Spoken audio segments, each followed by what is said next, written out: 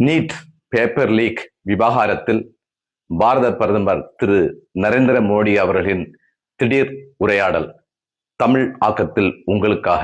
நண்பர்களே, வினாத்தாள் கசிவு என்பது சாதாரண விஷயம் அல்ல என்பதை நான் அறிவேன். லட்சக்கணக்கான மாணவர்களுக்கும் அவர்களின் பெற்றோர்களுக்கும் இது மிகவும் வேதனையானது. எனவே வினாத்தாள் கசிவு சம்பவத்திற்கு பிறகு கடந்த 2.5 மாதங்களில் பல கடுமையான நடவடிக்கைகள் எடுக்கப்பட்டுள்ளன. குற்றவாளிகள் கைது செய்யப்பட்டு சிறையில் அடைக்கப்பட்டுள்ளனர்.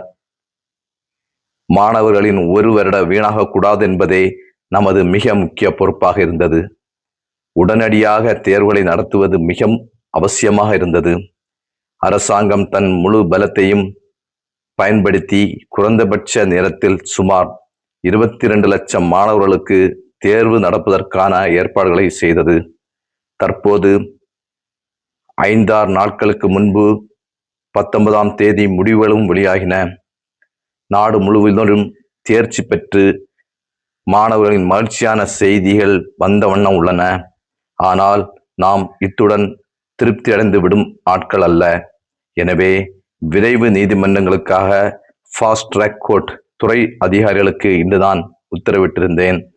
இன்று துறைகள் தொடர்ந்து உழைத்து இரவில் எனக்கு ஒரு வரைவை சமர்ப்பித்துள்ளன.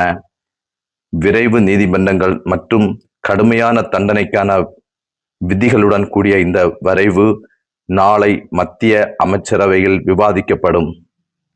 அமைச்சரவை உறுப்பினர்கள் ஆலோசனைகளுக்கு பிறகு அதற்கு இறுதி வடிவம் கொடுக்கப்படும். திங்கட்கிழமை முதல் நாடாளுமன்றத்தின் 2வது வாரம் தொடங்கும் போது முடிந்தவரை விரைவில் அந்த மசோதாவை சபையில் நிறைவேற்ற முயற்சி செய்ய